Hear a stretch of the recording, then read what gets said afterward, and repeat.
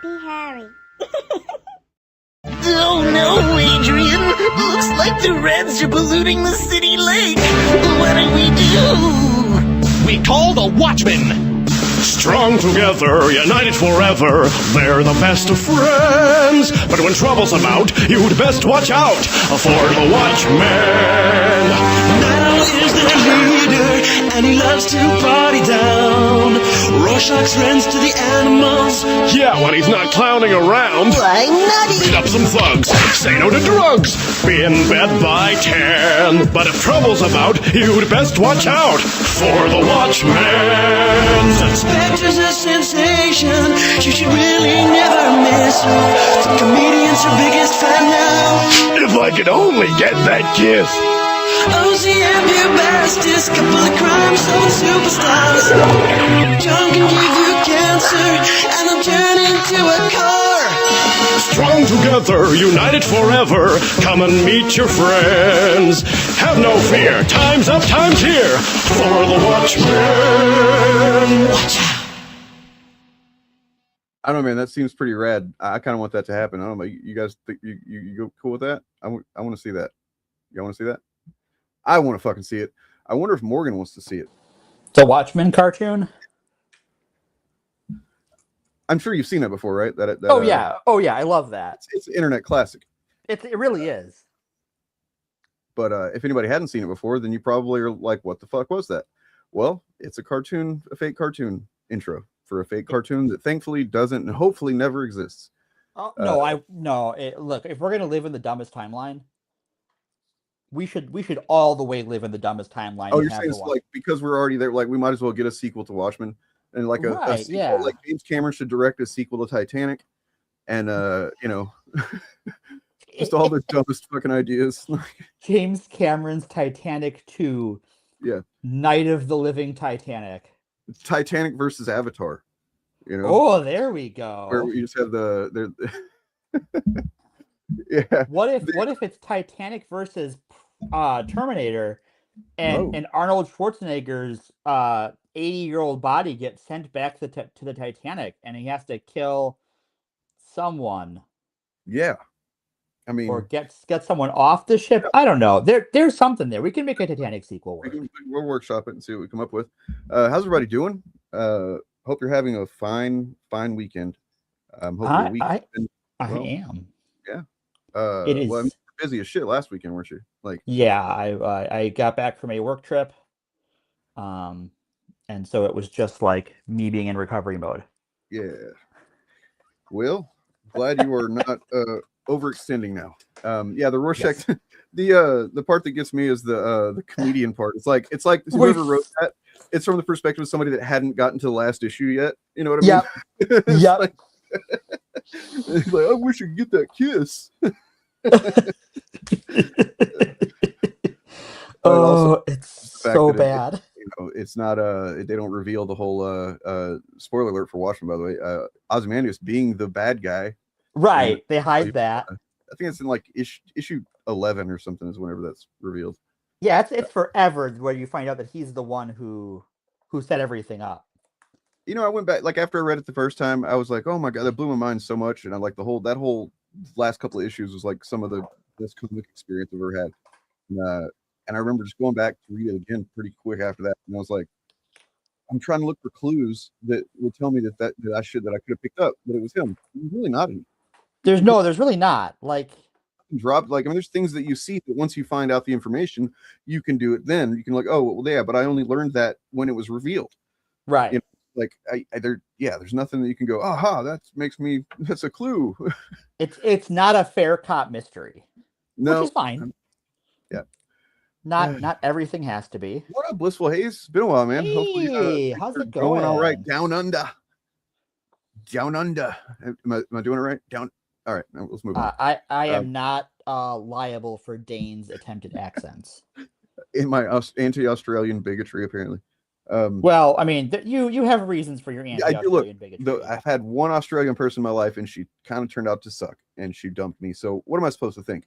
Other than all of you are terrible. No, I'm kidding. Yeah, you're all terrorists. Actually, like Australian, your accent is my second favorite accent after, and you're gonna hate me for this, Australians, New Zealanders. It's my favorite accent. Oh boy, that now you're just causing trouble with them. I love a Kiwi accent. You know, that chicken, Bobby, what's her name? Bobby Draper in The Expanse. Oh man, whew. I am legally not allowed to watch The Expanse, so I know. Yeah, you told me about that. I'd like to hear more sometime, but like, I mean, I kind of like. Hold on, Morgan. Would you? So, all right. Just side note. I've been trying to negotiate with Oliver lately because he is, you know, he's definitely curious about horror, but he's still a little scary kid. sure. Stuff. And he, so for the longest time, he would, whenever he would come home off the bus at the end of after school, he would, to go down the hallway, like a long hallway to our apartment, he would run from the entrance into the hallway straight to our door, and you could hear him. You could hear him. Sure. Because he was just scared of just an empty blank hallway, basically. And I had no idea why until recently. I just thought, you know, some kind of weird fear that develops, and it's like, you know, we ended up. I worked with him on getting past that. You know, Sure. He didn't do it anymore. But like recently, the movie Backrooms came out. Oh. I found out that Backrooms is based on some internet, you know, YouTube. I don't know, copy. I mean, it's copy creepypasta or whatever. Yeah, creepypasta. And it's something that's basically about, you know, the fear of like open, like it's kind of like a late stage capitalism thing. I feel like, where it's like, you know, the hallways behind, like inside a mall, you know, like the back hallways, you know what I mean? Like, yeah, just like kind of sterile, kind of like, I don't know. And that's apparently that like his generation, there's a lot of kids that have like this weird fear of that kind of thing. And I don't ever had a fear of it, but I noticed it being kind of creepy, those environments. Yeah, for sure. So anyway, point being, I was asking him recently if he would want to start a YouTube channel. We've been, you know, kind of going back and forth about how we do a father-son YouTube channel. And I was like, what if we did? I said, what if we did a video where you react to the Backrooms trailer? And he's like, no, I don't even want to watch it. And I was like, no, but Oliver, think about the clicks, man. Think about, you know. I was like, if we do this and we get rich, I can send you to all the therapy you need. You know. Oh, what are you? What are you, a pageant mom? Yeah, pretty much. Okay, you know, no. I mean, he's got to get over it. No, but then like if he could watch the trailer and we had a good reaction to that and stuff like that, then maybe we watch the movie next. And he's like, whoa, slow your roll. You know, going back to where we were, I'm kind of thinking about maybe I should press you on watching The Expanse to. I can't. It's a legal thing. Okay, really, it's illegal. I should just explain it, huh? Yeah, sure, yeah. Okay, so Grady. Yeah, history of Morgan time. So I run tabletop role-playing games, as everyone here knows. I have a recurring home setting that's a sci-fi game that takes place entirely in the solar system. I have not read The Expanse. I have not watched The Expanse. I know basically nothing about it. Except that for whatever reason, the writers of The Expanse and I share like one quantum linked brain cell, that I have somehow had several of the same plot points as them. That's crazy. Just through monkeys on keyboards, right? Some people have told you about this, right? They've been like, hey, yes. You know that thing you get that you, yeah. Because I had a player who was big into The Expanse. And he's like, so you took that from The Expanse, right? And I'm like, at the time, I hadn't even heard of it because I don't have cable or anything back when it was on Sci-Fi. And so it was just like, I don't know what that is. It's like, what? You don't? Because it's like right from that. And I'm like, yeah, I have no idea. And then like more things have happened that is just like, well, apparently like we share some inspirations or one quantum link brain cell or something. But so in the spirit of maintaining the purity of this role-playing game I run, we're actually going to start it up again soon. I can't watch The Expanse. Damn. So, all right, I might have to start like just like every stream ask you one specific thing if you've got that thing in your. Sure, yeah, you could do that. Just out of curiosity. Anyway, man, now I want to watch The Expanse again.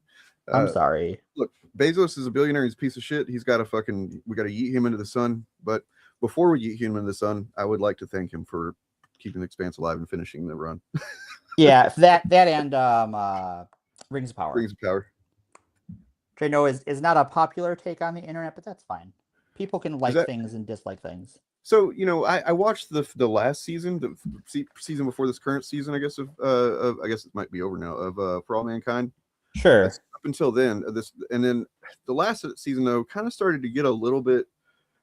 We gotta let the billionaires help us out. You know, the rich tech bros that loves going to space and stuff. We gotta listen. Oh, Jesus Christ, really? Oh, I mean, I know that it's not necessarily trying to make that, you know, say that like, oh, we're talking about Elon Musk here, guys, but it's hard not to make that parallel, you know, draw that conclusion. Sure. And it was the first time the show gave me that kind of like, oh, I don't really know how. I don't like this very much. Right. That's some yuck. So yeah, I'd be curious to know if this new season has gone down that road at all and been more like billionaire propaganda. That's an Apple joint too, right? Yes. Yep. It's kind of like I would expect that if it was an Amazon show, but yeah. I mean, honestly, Amazon's had some, you know, this is some pretty critical outright I mean, there's a show called what was it called? God damn it, I'm forgetting the name now. It's like something random that's not about really anything. Sure. I forget, but it's about this dude. He's a black kid that's like very big. He's very big. As in like the multiple times bigger than a regular person, like bigger than a person can be. And then it gets into some seriously fucking awesome, you know, just like commentary on how capitalism works and why it requires unemployment to function and stuff like that. What, you know, and how it only basically gets worse as it goes along. And it's like, on the one hand, whenever something like that comes up on Amazon, I'm like, wow, this is pretty cool that they let this on here. But then it's like followed by this immediate feeling of like, this means they don't think it matters. They're like, yeah, let them say whatever they want to. It's not going to affect us. You know? Well, I think that's just like, that's the history of, you know, television in general, right? Is that like, people talk about how liberal Hollywood is. It's because more liberal people tend to tell better stories, it would seem. So the creepy weirdos who run Hollywood just hire the best writers are all liberal. Well, even though you know who's not a liberal and who is not good at making shit up? Who? James Donald Bowman. James Donald Bowman. Is he related? Is he the guy who stars in Vance Dance Revolution? Yes, that's the guy. Oh, okay. So, wait. No, JD Vance. I'm sorry. That's not his name anymore. It's this now. Are you dead naming the vice president, Dane? Well, that's not very ally of you. Fuck him, you know? Like no, so we're going to do today is I'm going to get Morgan's cold reaction to, some of you have probably maybe heard or seen what Vance said at something talk he was doing the other day.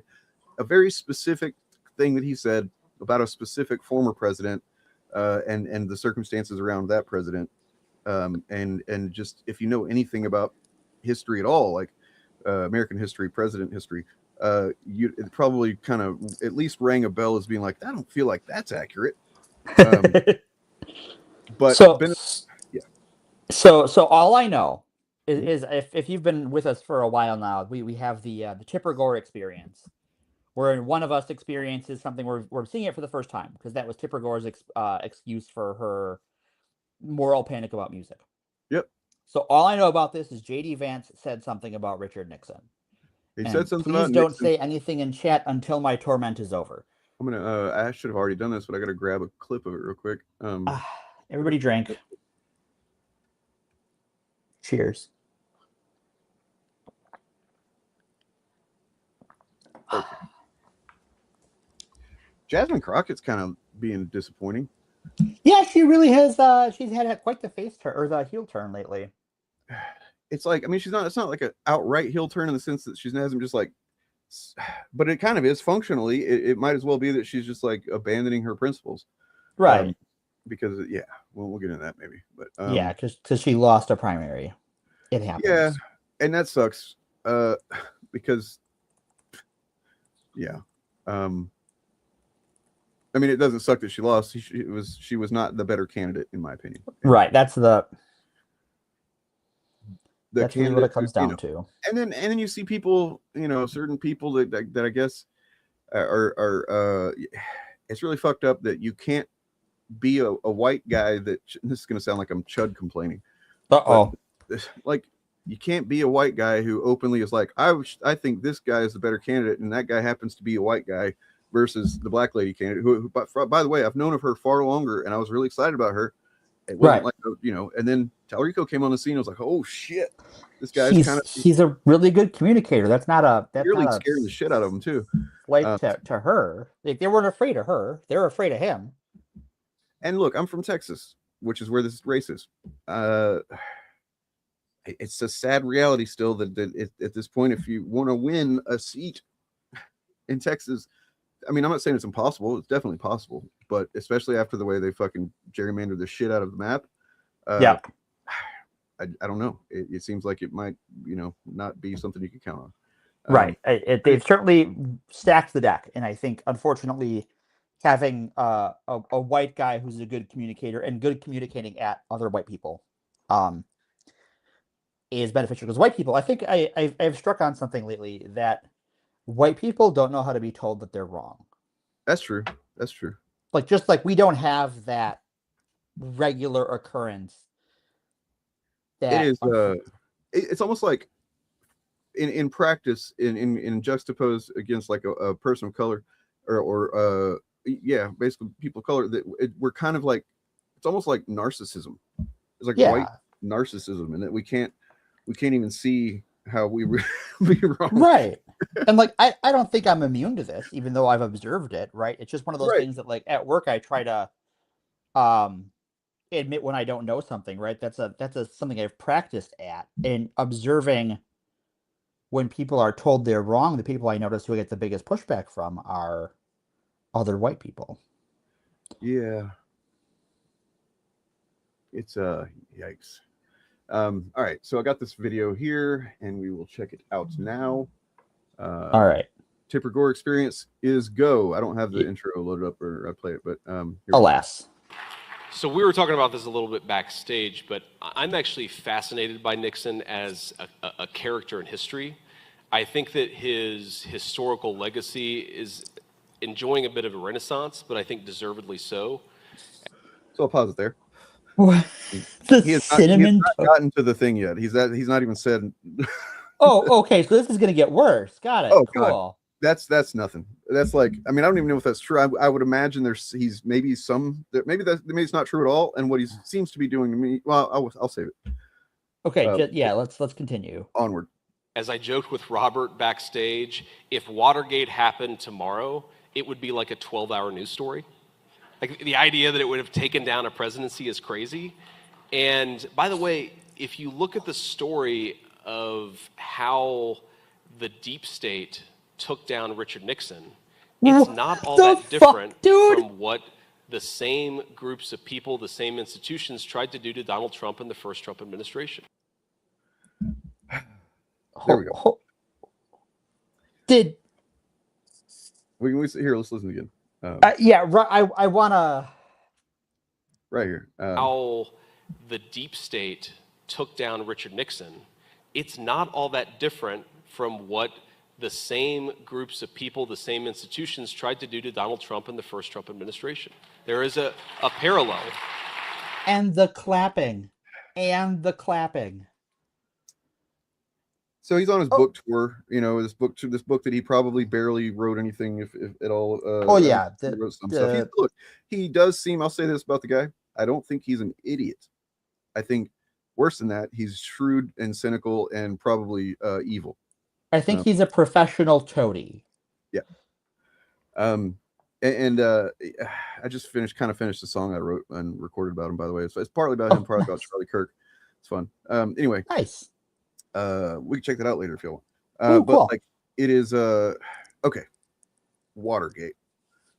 A lot of people are not aware, and this is something I was looking into not even that long ago, and I didn't realize the scope of this shit. Like, Watergate, if you know what it is, you probably think of it as just the act of him hiring some goons, sending some goons into the Democratic National Committee headquarters and to steal some, material against his opponent, right? That's basically the gist of it. And that's true.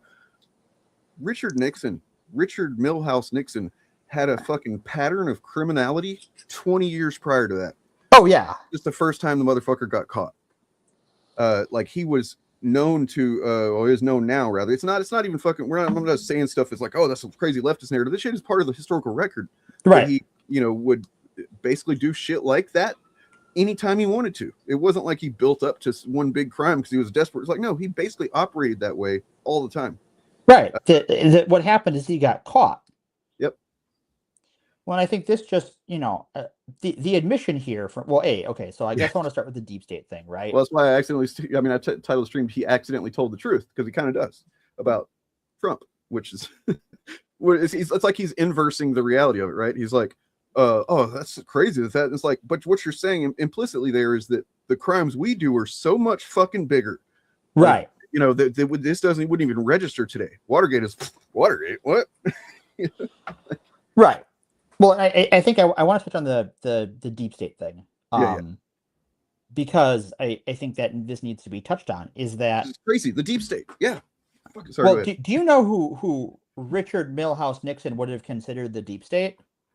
I mean, I know exactly who he's referring to. The entity that he's referring to is Nixon's Justice Department. Well, Nixon's not just that, but like Nixon was a conspiracy theorist. Yes. And a virulent, well-documented anti-Semite. And just anti-black as well. Yeah. Oh, very much so.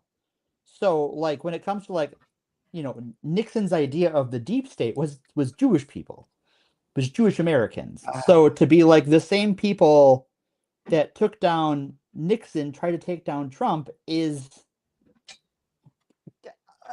I didn't know that. So is he right there? Is he intentionally signaling to anti-Semites?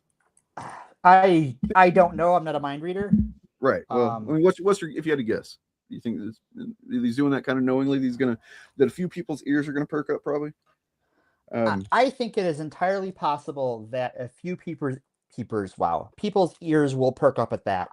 And he is aware that they will do that, but I don't think he believes that Nixon was taken down by Jewish people. I don't either. No, I don't think that, like, when he, this is just kind of making an observation and not, but it could be nothing. But at the same time, I feel like he has to stop and think about what he's going to say right before he says deep state. Like he has to pause and access that vocabulary in order to say the thing that he intends to say.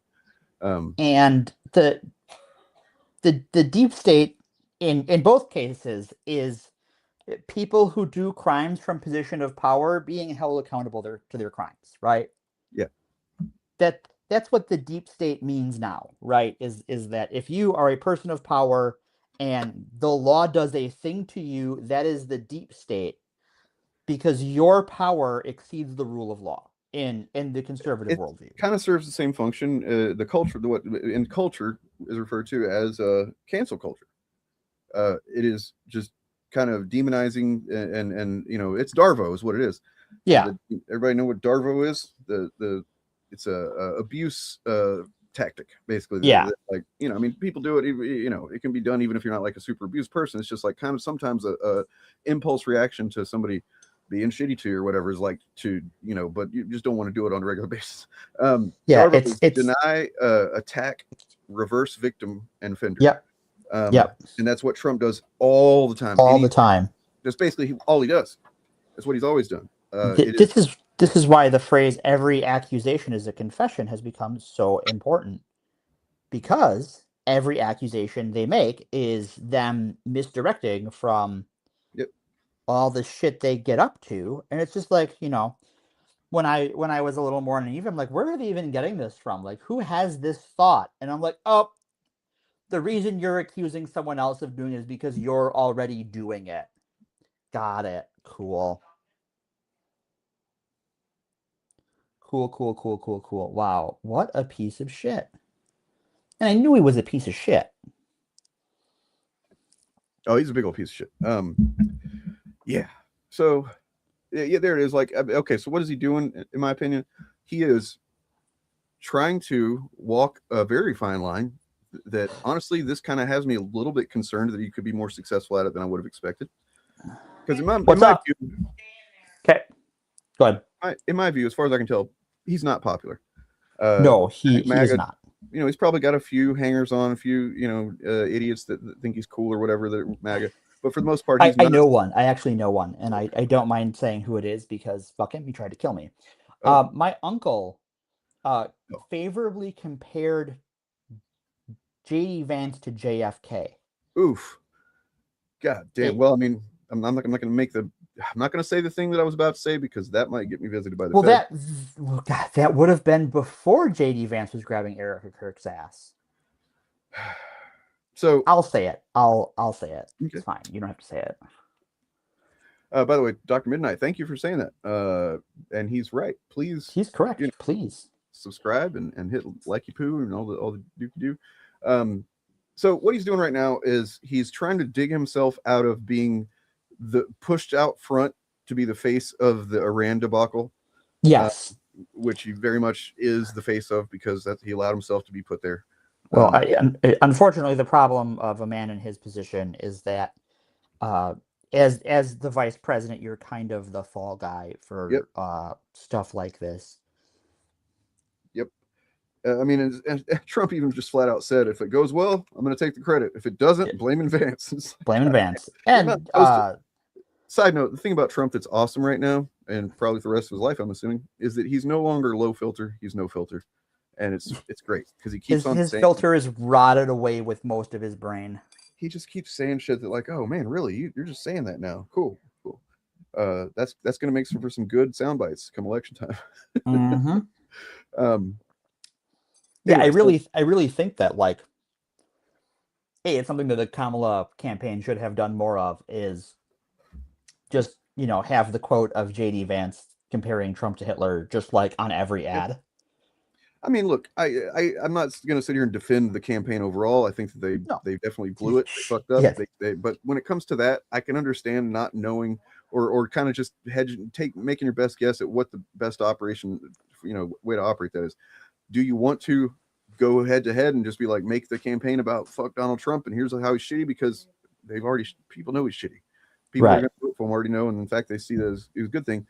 And then, and then get mired in him controlling the news cycle and turning it back around on you and saying some shit that gets, like we've seen it happen so many times now that I can understand to a degree them thinking sure the thing to do is just to campaign around him almost. And yeah, but they didn't even do that. Nope, they didn't. And then the little bit the bit of success they had at first with hey, they're fucking weird. Yeah, they are. Everybody's like, yeah, they're really weird. They're really weird, aren't they? And here's Miss McCain for some reason. No, stop it. Stop. No, here's a random sheriff from the South. Like, get out of here. Wait, you got us on board with that weird thing, and now you're putting cops and conservatives on the fucking right. Where I like it. For all this is one of those things that makes me mad. For all of the like accusations that the right puts out that the Democrats are the party of people like me, and for all of the blaming that the center right of the Democratic Party has put on people like me, they couldn't even have us at the convention, right? Like, it would be one thing if they they brought a drag queen up on stage to explain exactly why Trump is a fucking sex pest. But they couldn't do that. Get a drag queen and a trans woman, both. Yeah. Be like, hi, I'm a drag queen. I'm a trans woman. We're not the same thing. We are also, not the same fact thing. About Donald Trump. Yeah. Yeah, make a comedy sketch out of it. There's some really good like trans comedians and drag queen comedians. Like, get that shit up there, and because they are weird, and we should laugh at them. They're very fucking weird. It's actually a line in my song about him. So yes, he is very fucking orange now. That is a new thing he seems to be doing, and I think everybody can understand why. Right? He's trying to appeal even in a subconscious way to MAGA chuds. Like maybe he's thinking, oh, if they just see this orange tint that I got going on, they'll be like, oh, that reminds me of Trump. And we'll see if what he starts doing with his hair. But oh God. So what he's doing, like I'm saying, is he's trying to dig his way out of that and set a new narrative. That's why he says something so fucking stupid like this. It's stupid, to say it, but I mean, it is a stupid thing rather, but he says it intentionally because he knows it's going to get media attention. It's going to, switch up the news cycle. He's not going to be, batted around for Iran quite as much, for a little while anyway. And then, also because he wants to run in 2028. That's pretty fucking clear. It's obvious. Yep. Most obvious shit ever. In fact, it seems to be, there's some segment of the right is counting on it, I think. I think what you have is I think that a segment of the right wing financiers don't want Marco Rubio, who is kind of the other name that gets bandied about, because Marco Rubio is a zealot when it comes to Cuba. Yes. And I don't think they see the profit in that, where J.D. Vance is entirely a creature of capital. The problem with another thing with Marco Rubio, I feel like anyway, this is just my read, is that he just has a nervous energy about him. He really does. It's the cocaine. It's probably the cocaine. But like, I have a nervous energy about me. I would not expect anybody to vote for me for president. You know what I'm saying? Like, I've got anxiety problems. Sometimes I get, pretty worked up. I don't want those decisions on my fucking conscience. Like, I will say this, Dane. If on the ballot it's you and J.D. Vance, I think we all should vote for you. Oh, that's. I also think that if it's you or Gavin Newsom on the Democratic primary ballot, we should also just vote for you. Yeah. Okay. If that's the case at all ever, then just go ahead and hit reset on this whole motherfucker. Have you tried unplugging and plugging back in reality? So I was actually reading an article earlier called this is from yesterday, today. Today. So Politico, Israel's Vance problem is bigger than JD Vance. Oh. And it is about the fact that JD Vance seems to be, I guess it's obvious that he is, really, when you look at some of the things he said lately, he's becoming the establishment right-wing guy that's going to say, hey, Israel, don't be stupid publicly. Yeah. And that concerns me a little bit too, because that is him carving away, we've seen that outcropping of people on the right, the Tucker Carlson and Candace Owen fans, the anti-Semites, that they were going to need somebody to represent them at some point. Right. It seemed like they didn't have a home as of late, but it looks like he's, him and maybe Tucker Carlson too are going to give him a home. That's unfortunate. In their ass. I don't know. JD Vance couldn't get it hard though, because it's not a sofa. Sweet. What up, Bob? Cool. So Marco Rubio has always been a dork. True. Derogatory. And there's also photos that I don't know if they're real or not, but alleged to be him at like a gay bubble party or something back in the. Sure. Yeah. I don't know. Yeah, but all of these fucking Republicans have been, if they're not gay, they've sucked a dick for sure. Like maybe 3. And there's no shame in that if they weren't fucking homophobes about it. Yep. No shame in that game. There's only shame if you shame others. Right. So yeah, this is just basically an article that talks about that Vice President set the stage last week, telling Israel it has almost no friends left in the world, and that it should think hard before turning on the one it has. That's pretty fucking. That's a stark thing to say. He's correct. Yes, he is. And that's what concerns me. It concerns me when these people are correct, because they're never correct for the right reasons. No. Well, and I think it's interesting that, like, because one thing JD Vance doesn't have as the United States' chief negotiator in this is he doesn't have the power to tell the military to quit it. Right. And boy, Keg's breath wants to be a crusader. Oh yeah. He just wants to Deus vault the fuck out. Just like pop a PBR and just go charge at Iranians with a broadsword. Yes. That's the body horror right there. Rejected thumbnail. Rejected because I didn't finish it in time. Oh my God, Bob, don't type this evil into the world. What did he say?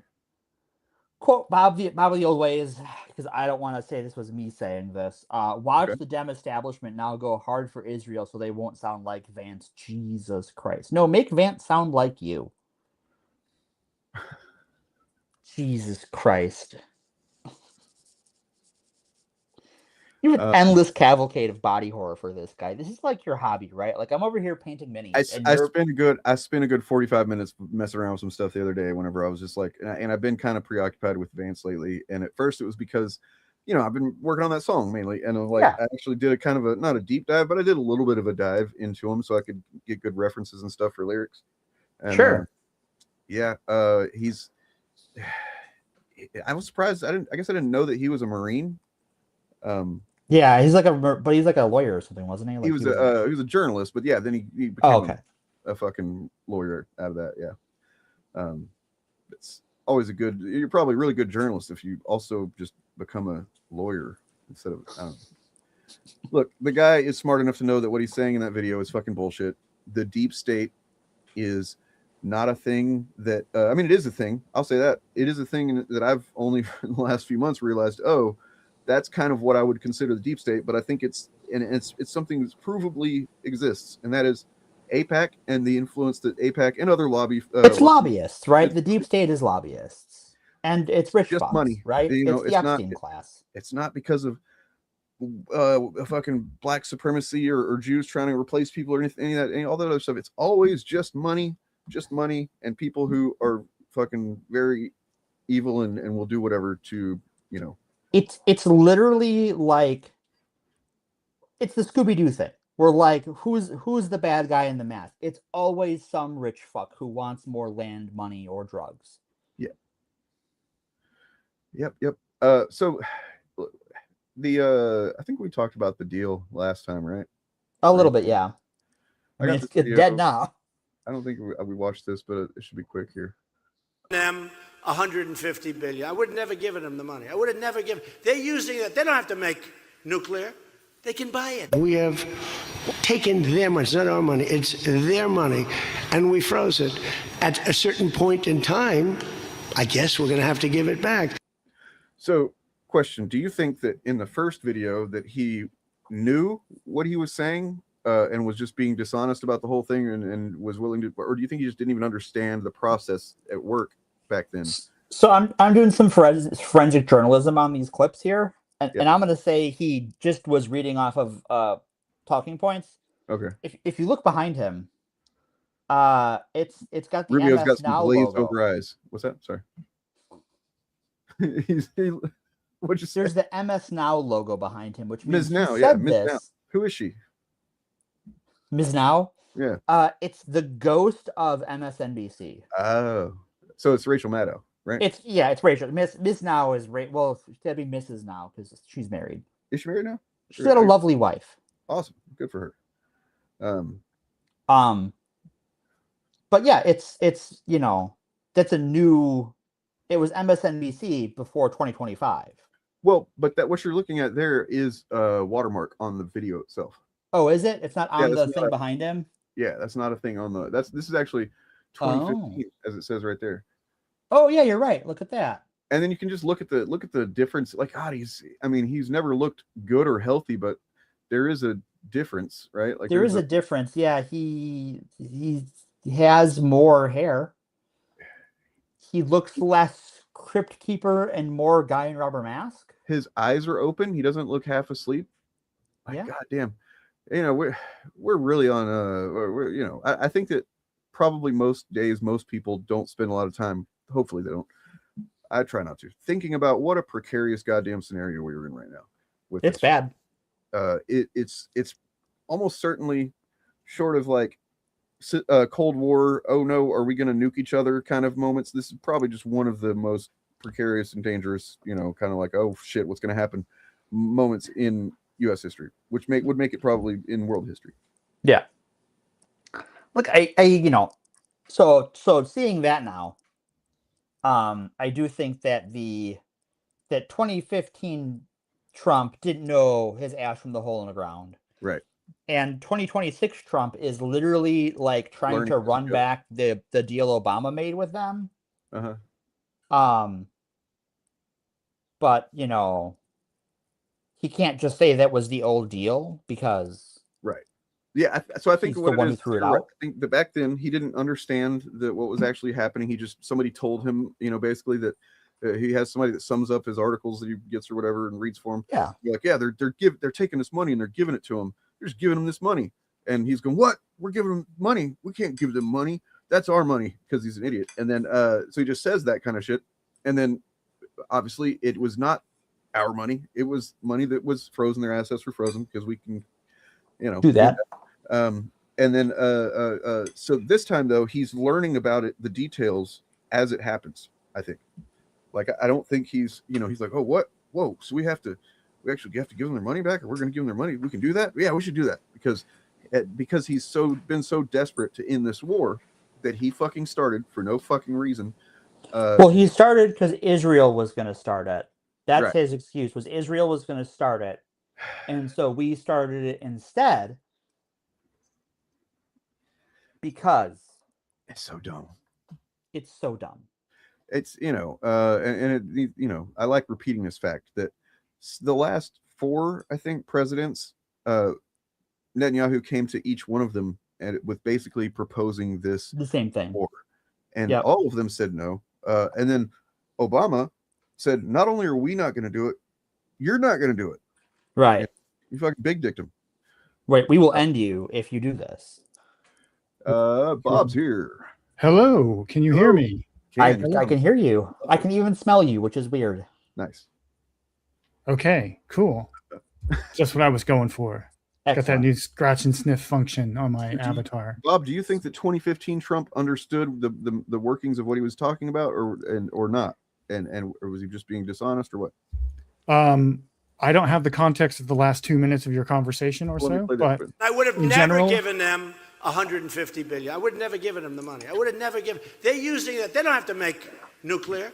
They can buy it. We have taken their money. It's not our money. It's their money, and we froze it. At a certain point in time, I guess we're going to have to give it back. The flaws in the deal also include insufficient enforcement and near total silence on Iran's missile program. If other countries have them, it's a little bit unfair for them not to have some. Ballistic missiles that could deliver nuclear warheads. Sir, you shouldn't let them have any missile. I said, well, what am I going to do? Am I going to let... So God, that's so weak. Like, I mean, if I was somebody who actually believed in the positions that, people claimed that they were going into war to begin with this would come off like the fucking cuckiest behavior. Well, that's holy shit. I know some people on the right who think that this is like not it makes Trump look bad, and like they're hurting because they're all seeing gas prices and food prices go up because of this and everything else going up, and now he's like, oh, what am I supposed to do? It's like, well, you're the president of the United States of America. You in theory have all of the power in the world. I don't know, man, figure it out. So I have a question real quick. President. Yes. Can y'all hear the music in the background? I can hear a little bit in the background, but it's not like super duper noticeable. Okay. I don't hear much. All right. I guess if you're not speaking, then maybe you could mute if you want to. That might be beneficial, but it's not super distracting. I don't even hear his music. It sounds like talking to me. But. Yeah, my roommate is working out in the next room, so it's a workout video. Oh, sure. How healthy. Good for her. Bob, did you see the thing that JD Vance said the other day? About Israel? No, about Nixon? Yes. Okay. Cool. What do you think? It's a pretty cool thing to say, or what? Well, I think it's what you said earlier. He accidentally, like his framing of it, kind of unintentionally admits that Trump is a bigger criminal. Yeah. But I mean, what he's trying to do is smooth over all of the crimes that are happening and have been happening. Yeah. He's trying to make it seem like, what? So presidents do some stuff sometimes. Who cares, man? Like, so whatever, breaking in and bribing and threatening. Whatever. Breaking into a hotel room. Who gives a shit, man? Right. That happens every day. We do shit like that before 6 a.m. Now Republicans break into hotel rooms all the time to rape children and stuff. Right. Yeah. I mean, somebody was talking about how like 20, 30 years ago, some kind of corruption scandal of like $5 or $10 million would have been like just flabbergasting, unreal that somebody would get caught in something like that. And then now it's like he's enriched himself, I think $4 billion since he's been in office. Yeah. Trump has gotten away with multiple things that would have ended presidents before him. Even like Biden or Obama, if they had done one of these things, their presidency Even would be over. Bush. Or if they didn't do anything at all, but they just, it kind of seemed like their son maybe might have done something, and then like that would fucking become everything that the right talked about. It was because of what happened. Well, there's what everything talk about, and then there's what will end a presidency. Those are right. Higher standards or different standards. But Obama, just to take Obama, Trump's immediate predecessor before his first term, if Obama had if Obama had accepted a $2 billion, if Obama's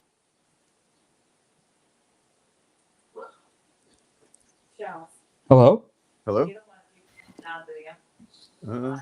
Bob? Bob disappeared on us. Okay.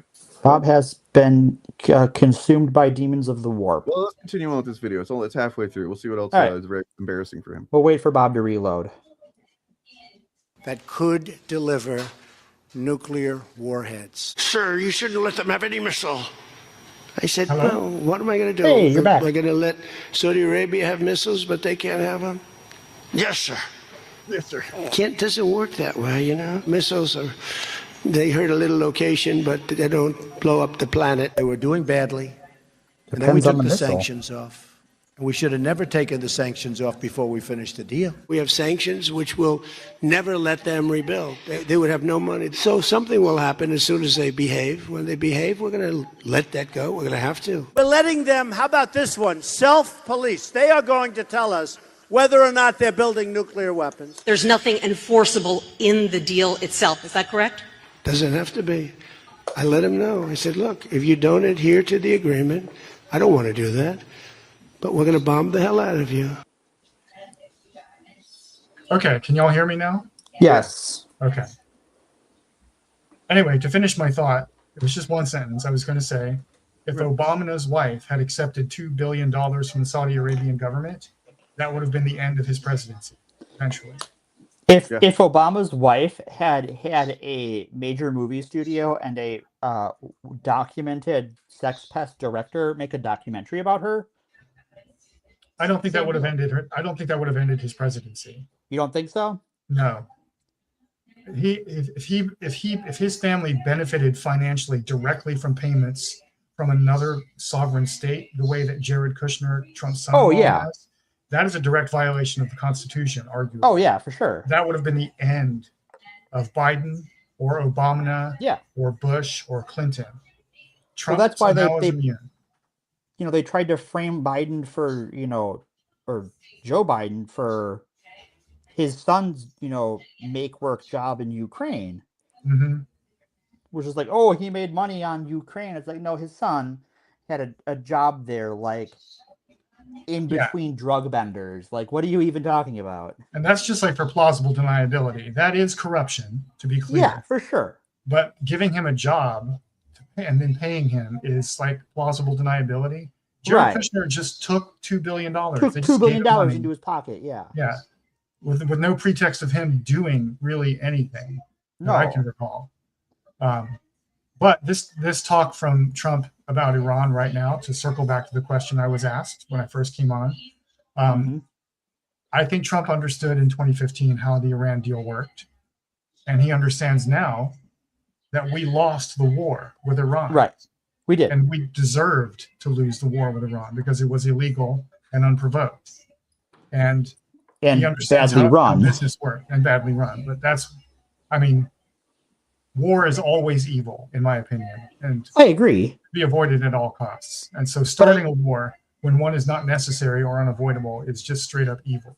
Right. And you deserve to lose if you do that. So he understands that he's fucked here. He's too cowardly, I think, to commit to what it would actually take to defeat Iran, which is a massive ground invasion. Right. with literally millions of American troops, that's what would be necessary. Jesus. Because of the terrain of Iran is all mountains and shit. And we're not going to do that. No. We're just not. That's not how war is fought in the modern era. So we have lost. And I think he recognizes, he doesn't think of it in terms of he lost, because his ego won't let him admit defeat. But he recognizes that this is the only way out of this, is to give concessions to the power that won this war.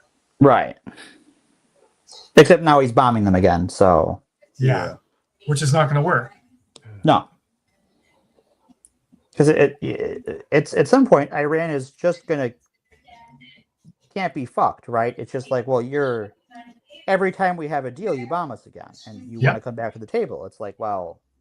Yeah, see, Iran no longer needs nukes as a deterrent. They have learned that they can control the Strait of Hormuz and pretty much wreck the economy of the West, or manipulate it to their desire, and get as many concessions as they want eventually. I also think they know that the United States does not have an appetite for a land war in Asia. Yeah. No. Which is a good thing. We shouldn't. Correct. We should not.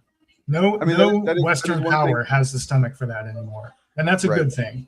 That is very good. That's an hey, look, humanity, you're doing a little bit of growth there. That's pretty cool. Yep.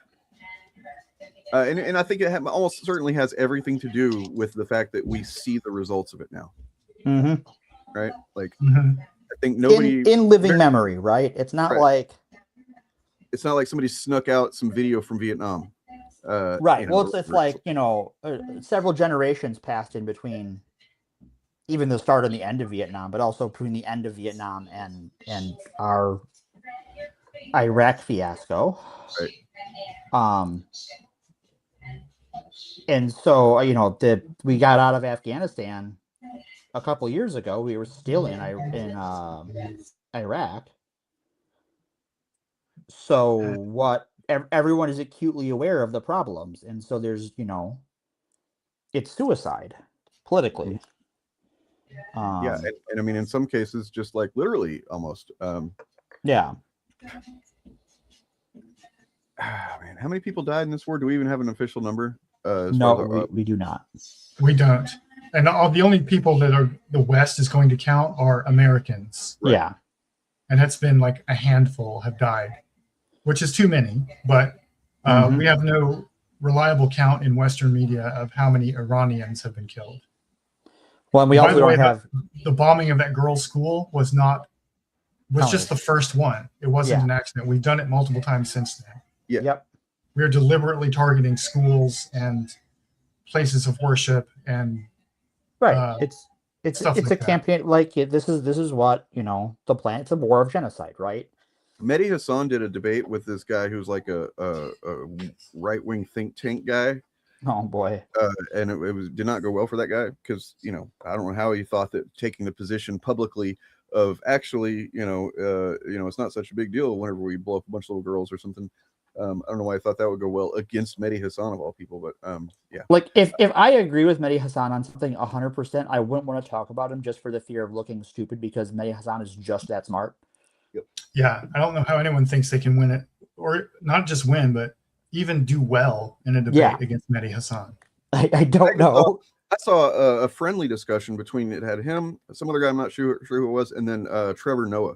They're sitting around talking about movies, and come to find out, Mehdi Hassan is a big fan of like cheesy old 80s and 90s action films. Fuck yeah, he is. And he was saying that I think I'm trying to remember who had which guy, but they're basically, one of them said Jason Statham could kick Jean-Claude Van Damme's ass, and the other said Jean-Claude Van Damme kicked Jason Statham's ass. And I mean, I don't even know what JCVD in his prime, I don't know, but it doesn't matter. But like, it still seemed like Mehdi was winning that, whether he was right or not. It was like Mehdi was correct, by the way. Jason Statham in his prime could easily beat Jean-Claude Van Damme in his prime. And then it got to the point where Trevor Noah literally just said, "First of all, you're stupid." And they just started laughing. So I was like, that's all he could do. He turned him into using shud tactics. At least it was done in humor, right? Like it was. Yeah, it was all in good fun. Right. Seemed like it'd be a fun conversation to have with some fun people. Here is a clip that I've got, kind of in response, directly in response to what Mr. Bowman said. I'm actually fascinated by Nixon. If Watergate happened tomorrow, it would be like a 12-hour news story. The idea that it would have taken down a presidency is crazy. If you look at the story of how the deep state took down Richard Nixon, it's not all that different from what the same groups of people, the same institutions tried to do to Donald Trump in the first Trump administration. First, what's crazy is James Donald Bowman suggesting that Donald Trump's crimes have been so much worse than Nixon's that Watergate would have been a 12-hour story. And then if you take his story and you swap out deep state for the justice system, it would make so much more sense, because it wasn't the deep state that took Nixon down. It was his clinical obsession with breaking the law. And I'm not even talking about Watergate. This is what nobody seems to understand. In 1968, before Nixon was president, when Watergate was just a twinkle in his eye, old Tricky Dick Nixon used his connections as a former senator and vice president to illegally backchannel and sabotage the Paris peace talks that could have ended the Vietnam War during Lyndon Johnson's presidency. But he didn't want Hubert Humphrey and Democrats to benefit from ending the war. So he personally coordinated interference, which culminated. That reminds me exactly of the thing Trump did prior to the election. Oh wait, they have a border situation that would be actually like probably the most secure border shit ever passed. And that would, but we can't let them pass that because that would look good for them. And I got to win the election based on scaring people because of Mexicans. Well, even his negotiated surrender to Al Qaeda in Afghanistan was entirely because he didn't think he was going to get reelected and wanted to sabotage the next guy. Yeah. You with don't South hate Vietnam Henry walking away Kissinger from enough, the people. by the way. Whoever you are, I don't hate Henry Kissinger enough because I can't. It's impossible. Can't. It's almost like if you are capable, if you are on morally the correct position to know that he is someone that deserves your hatred, then you probably don't have it within you to hate as much as he deserves. Right. You do not have the infinite amount of hatred he deserves. I don't hate Kissinger. I'm just very disappointed in him. Oh. See, I can tell you what Henry Kissinger's greatest contribution to humanity was. Dying. And that's dying. Yeah. It is the only time he made an improvement to this earth is when he fucking left it. I remember Same with Hitler. I remember we covered Hitler. that. Yep. We covered it when it happened. And I made a thumbnail where it was like he was literally drowning in piss and it was like rest in piss. That was fun. Yep, it was a good time. I wish the president would join him. Yeah, that'd be cool. Peace talks just before the presidential election, which Nixon then won by less than 1 percentage point due to opposition to the Vietnam War. And as a result, 20,000 more Americans lost their lives in Vietnam under Nixon before the war ended with, wait for it, a compromise that was identical to the Paris peace talks. No wonder Vance loves Nixon. He laid the roadmap for their entire Iran strategy. Now, none of this is speculation. The whole thing is laid out by Politico magazine and Smithsonian magazine. Then after Nixon was elected but a year before Watergate, Nixon was paranoid a military analyst was going to expose how much he'd been lying about Vietnam. So he found the psychiatrist the guy had been seeing, and he ordered a bunch of goons to break into the doctor's office to try and find compromising medical information that would discredit the analyst. The file cabinet they broke into is in the Smithsonian Museum today. Nixon also created an enemies list and ordered the IRS to investigate them. He illegally wiretapped So like I'm thinking now, I'm realizing that like JD Vance and Trump or whoever, the people on the right, basically people that are still MAGA, they go to the museum and they see that filing cabinet and they're like, oh my God, there it is. Oh, it's a holy relic. Yeah, they're seeing it as a different thing than what most people are right. seeing. We're seeing like, wow, Nixon was a piece of shit, and they're like, praise Tricky Dick. Can I touch it? Can I sniff it? Can I smell it? Yeah. everyone he didn't like, including journalists, government employees, and his opponents. We're talking about a well-worn pattern of 20 years of criminal behavior before Watergate, which took place in June of 1972, where Nixon used that same team of goons to break into the DNC headquarters to plant bugs and steal documents. Then, after those goons were caught, Nixon was recorded on tape ordering the CIA to interfere in the FBI's investigation. Then, to keep those goons from talking, Nixon illegally arranged for hundreds of thousands of dollars in hush money payments. Then, when Congress ordered him to release all of his tapes, tapes. He simply ignored them until the Supreme Court forced him to turn them over in 1974. This whole process took 2 years to play out before Nixon finally resigned in disgrace, and the people who did most of Nixon's bidding served a combined 13 years in prison for their crimes. A collection of sentences that would have paled in comparison to Nixon's had he not first been pardoned by Gerald Ford. See, when Vance said that by modern standards Watergate would be a 12-hour scandal, he thought he was saying that Watergate wasn't that big of a deal. But what he was actually saying is that the depth and severity of Donald Trump's crimes make Watergate look like child's play. It's true. Yeah. What a piece of shit. JD Vance. I hope no couch will ever be comfy again. I hope they're all lumpy and springy. Just may all the worst things happen to him, you know? Yep. May he be friend zoned by every couch he ever meets until the day he dies. Oh boy. I was Marine. He was like a file clerk and a journalist in the Marines. Yeah. He was. So I don't know if you guys have ever seen these clips from Barbara Wawa back when she interviewed Trump in like a late 80s, early 90s. You ever seen any of that? I may have seen these before. Some pretty crazy, like not crazy. It's not crazy at all. It's actually like, oh, so he's literally just always been this same thing exactly. Oh, he yeah. just was, you know. And man, wow. Just check her out. And also notice that this is a mainstream news journalist doing actual journalism and like holding somebody. It's pretty crazy. Title, Surviving at the Top. There are many people who would say failing at the top. I hope the general public understands how inherently dishonest the press in this country is. As a member of the press, let me try to clear up some of the things which you say are untrue. You write in your book, my bankers and I worked out a terrific deal that allows me to come out stronger than ever. I see the deal as a great victory, and eventually the rest of the world will too.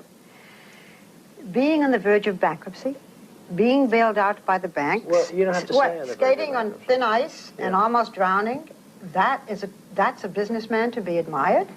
You say on the verge of bankruptcy, Barbara, and you talk on the verge, and you listen to what people are saying. I talk to your bankers.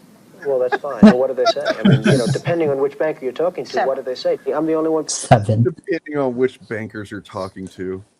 Several, she says. Goddamn. Barbara. All of them. Yeah. Spirit of Barbara Walters, come back. Yeah, please. Can we just make a bunch of Barbara Walters clones and Cronkite clones?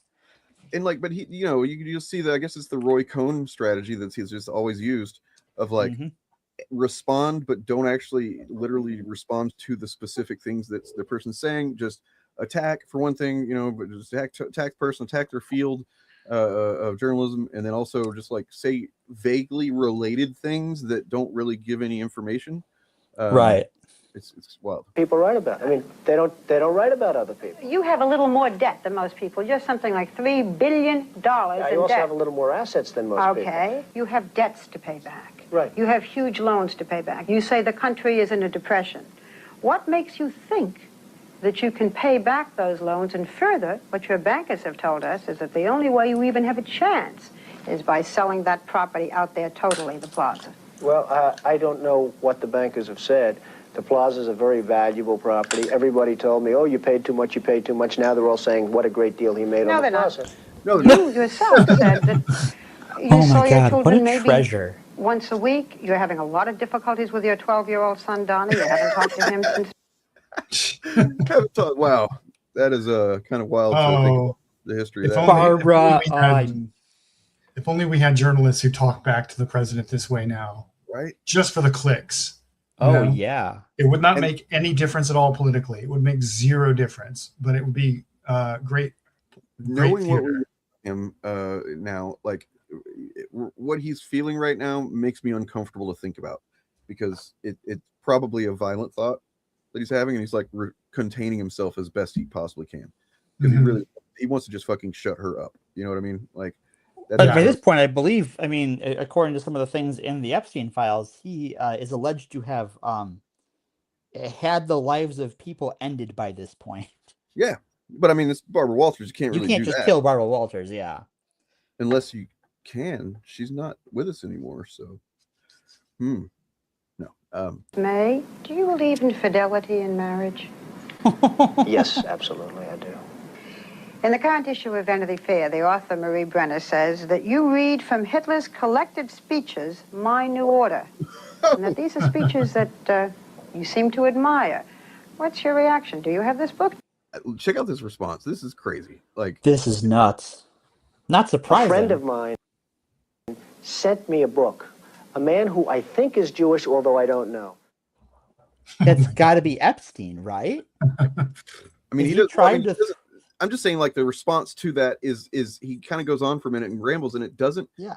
It's not even a coherent thing. Like, is he saying that the person did send him a book, that he does have that book, but then he actually goes further and he starts like, like basically attacks her for even saying it, and it's right. Like, is it? Are you mad that she, said that you have the book, and that's crazy, or did you actually? Because he said a friend sent him a book. Was it that book? I don't know. So it seems like he was just floundering a little bit. Just a bit. Got one more here. It might be some of the same stuff. I'm not sure. All right.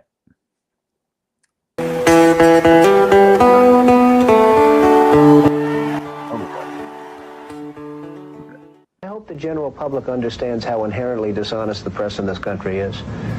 As a member of the press, let me try to clear up some of the things which you say are untrue. My bankers and I worked out a terrific deal that allows me to come out stronger than ever. What, skating on thin ice? Yeah. And you listen to what you pay too much. Now they're all saying, what a great... Okay, yep. Same stuff. Sorry about that. Okay. All good. Yeah. What a guy. What? Here's the thing. Oh, can you hear me? Yes. Okay. As recently as Obama's presidency, we had journalists who would talk that way to the sitting president. Yep. And now none of them will do it. I won't say none. There are some who would if they could get interviews. Right. But they filtered a lot of people out because they basically did the whole what was it? They had them sign, at least for the Pentagon. DOD, yeah. That thing. Well, none of them signed it. That was the thing, is they all. Not even fucking Newsmax signed it. Yeah, even Newsmax was like, nah, man. We at Newsmax have fucking integrity. Come on. we have a standard. This is our one single standard, and we're not gonna cross it. Yeah, that's wild. The thing is like, obviously Trump himself, I don't give a fuck about, like, anytime I talk about him anymore, it's like, not like I'm trying to do, what I feel like a lot of people do on YouTube and whatnot, where it's just like Trump gets clicks, so let's talk about the newest thing Trump did. Obviously, It's important in many cases because it literally has a almost direct effect on our lives.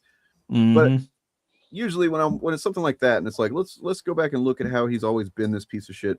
For me, it's like trying to understand a little bit more what's happened to the culture, more just the single man, because like this is the kind of thing that has appealed to, I guess a third of the voting populace or whatever. 38%. And it's just kind of wild to try and understand why people are this way. I don't know. Well, I think that 30% have always been that way. Yeah. And always will be that way. And what he did was figure out how to weaponize that effectively. Yeah. And now that's just what the Republicans are going to do forever basically. Yeah. Mm-hmm. Well, it's like that one guy said that the video clip I found at one time that was like he said that Nixon was the guy for assholes, that basically assholes voted for Nixon, and you kind of think it's a little bit of the same thing where like Nixon was pissing off the establishment, not nearly the same way, but he was like, he was kind of crass, he was kind of kind of a dickhead, he just had this air of being a shithead about him, right? And certain people just gravitate to that because they're shitheads, and they're like, oh, you can be a shithead and be president? I'm a fucking shithead. Right. Unfortunately, the shithead demographic in America is large. All right. Unfortunately, gentlemen, I have a unexpected thing I have to take care of, so I'm going to have to head out for now. Hopefully. Oh, no. Okay. Thanks for being on. Yeah. Bye-bye. Bye-bye. We'll hopefully see you tomorrow, possibly. Yeah. Maybe. Probably. Yeah. Cool. All right. Take it easy, folks. Have a good night. Bye-bye.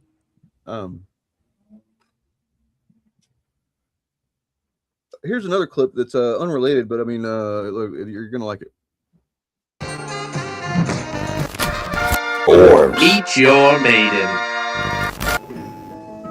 I want a woman of loose virtue, but her scruples must be ironclad. If your scruples are loose, do not send a raven in response to this scroll. I will not fetch it from the rookery. The ideal first date. Oh, well, we get married so that we can legally have sex. But if you want to wait, that's totally fine. I'm cool with anal. I graduated from the College of Arcania, where I majored in force fields and minored in women's studies. We studied many women and discovered that their brains are actually tadpoles from the devil. What I look for most in a maiden is maturity, you know? Hold on. Most in a maiden. Bald. All right, so is this is Wizards with Guns? Yes. Wizards with Guns? Okay. I'm gonna have to show this to a friend of mine who did a similar. She did a similar gag a few years ago on her Instagram. Seb Lowe. I've never heard of Seb Lowe. Yeah, it reminds me of Lowered Expectations from Mad TV back in the day. Did you ever see that? No, I never watched that show actually. I did because I was young and I already liked SNL and I wanted to believe that Mad TV could be as funny as SNL was back then. But like this was fucking Will Ferrell, Adam Sandler, Chris Farley era. You know, yeah, Phil Hartman. That like, how could it possibly get any funnier? But anyway, Seb Lowe. Who is Seb Lowe? Do you know who Seb Lowe is? I have no idea. Me neither.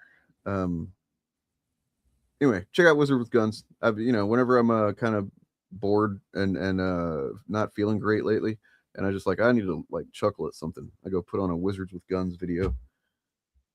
It was all right. Man, TV wasn't SNTV, but it had Will Sasso and Deborah Wilson. Yeah. And Ari Spears, true. Oh, cool. In Living Color, yeah, it had some funny stuff. In Living Color did. It had Fire Marshal Bill was one of my favorites. Let me tell you something, yeah, that was my SNL alternative, was In Living Color. I never got into Mad TV. Yeah. It wasn't as good generally. They had a few good characters that would come on, they would milk the shit out of those, like the what was his name? The dude played like a little baby, but I don't know. Doesn't matter. I hope things are cool with Morgan. Me too. I guess I probably should go and make some dinner here in a few minutes for the family. All right. What kind of music is it, Lucifer? I've got some new music, by the way.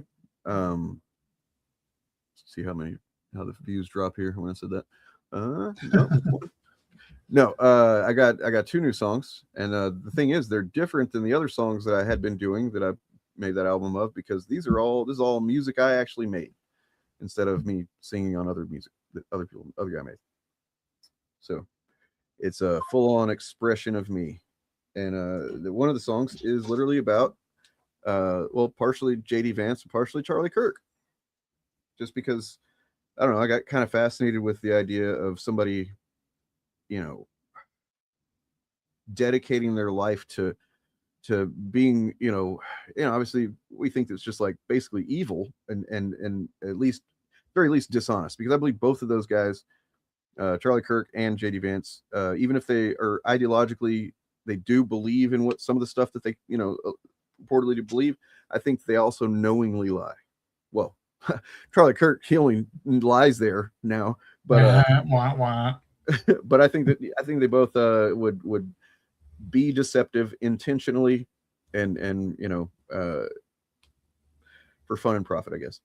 And that's the kind of thing that I'm like, man, I can't even, like, if I pull a prank on my girlfriend or my son and I like say something goofy that's like that I know it's goofy, but like then I see that they actually believe me for a second. It's the moment that I see that they believe me, I have to be like, no, I'm just kidding. I wish I could, but I cannot, like, keep the gag up for very long. because I feel so fucking bad, like I'm deceiving them, and it's Yeah. like, yeah, it's so just a little jokey poo or whatever, and I literally have to just blow it up because I'm like, oh no, I'm serious, it's not real. Yeah, pretty well.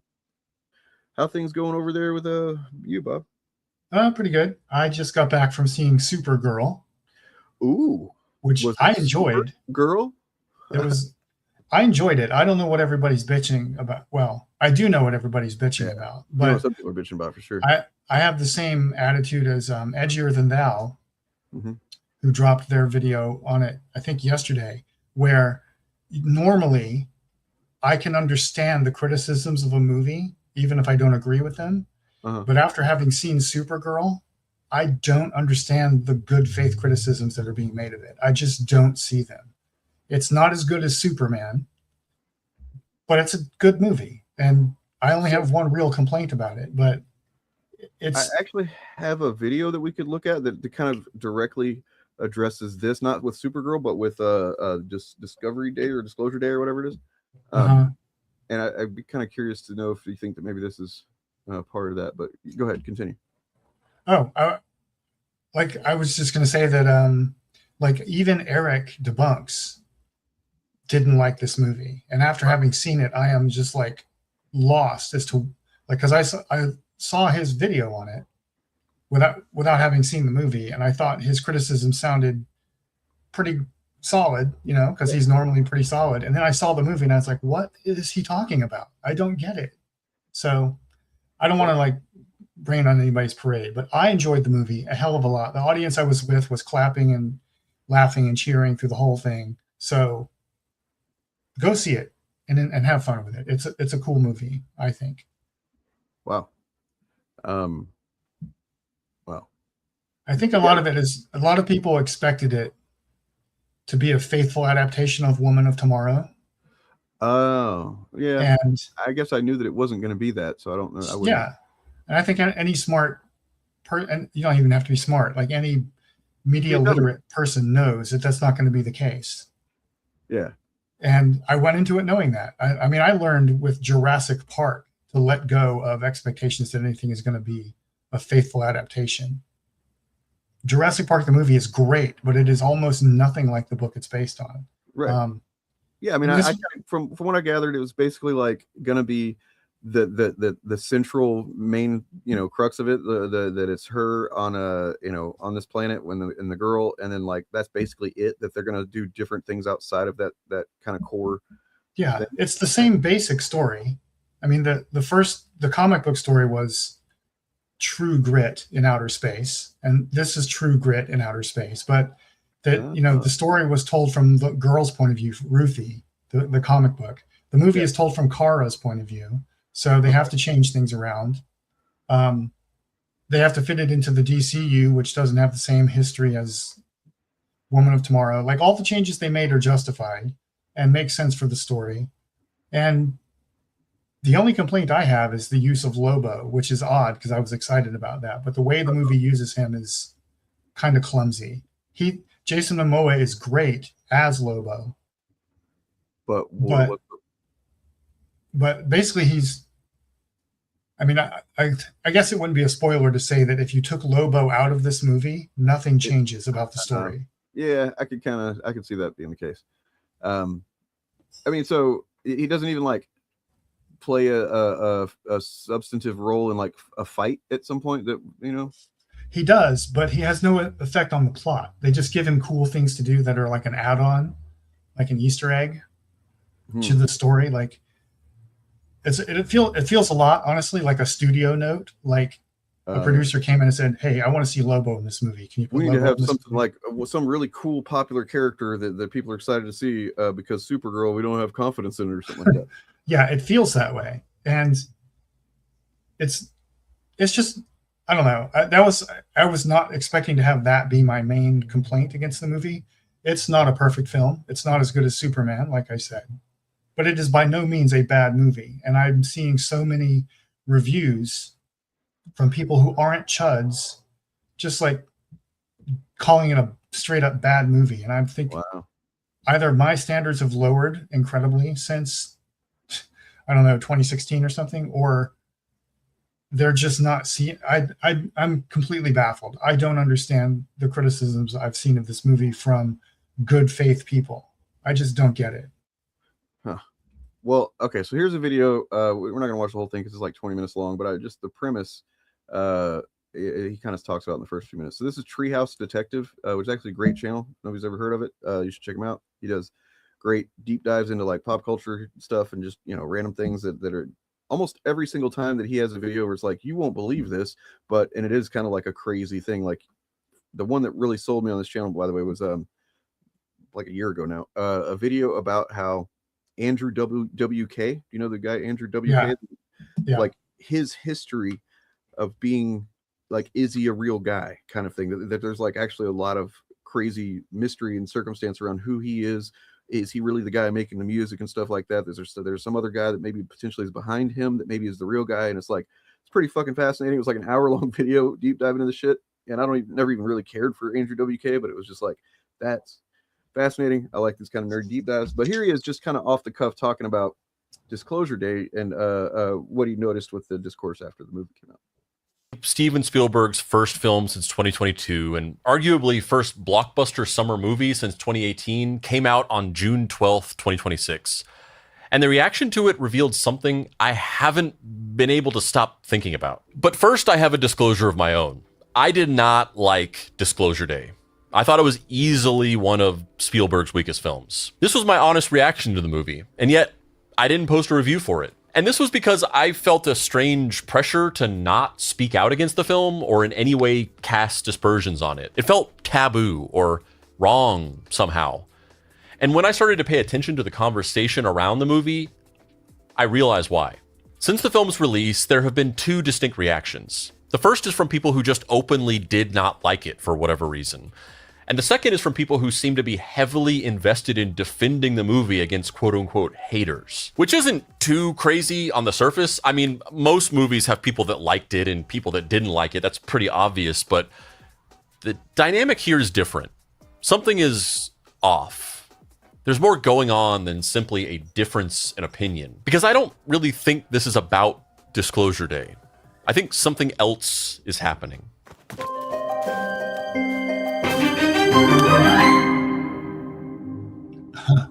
I saw the movie a couple weeks before it came out in theaters with my friend Mike at a pre-release screening at Universal Studios Hollywood. It was one of those fancy shindigs with an open bar, free soda and popcorn, and an after-movie dinner. They even let us go on a VIP tram tour of the Universal Studios backlot after the movie. We got to go to a bunch of different cool movie sets, like we got to go to the War of the Worlds set and the Back to the Future set.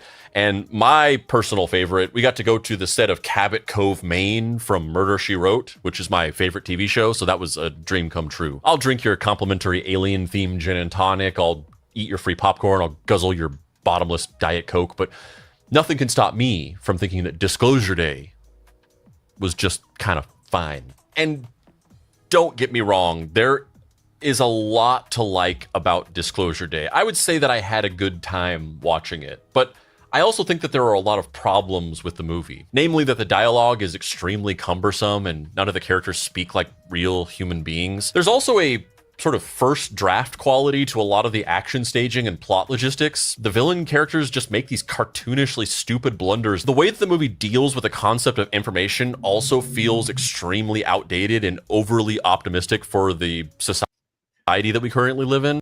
That right there is something that I think is probably going to continue to be a problem in general, right? Like how you can't just show the typical, like, oh, here's the what you could show like a cable news show in a movie talking about whatever topic or whatever that's in the movie, and you'd have the pro and the anti or whatever, and it'd be like kind of, but I mean, I think things are a lot more fractured and fucking bizarre now, and it's like, I can imagine it'd be harder to write a scene that takes place in the current day that kind of depicts just like a media discourse about a topic, right? Yeah. It'd be really weird. It would be hard to make a scene in which the mainstream media is considered a credible source of information. Yeah.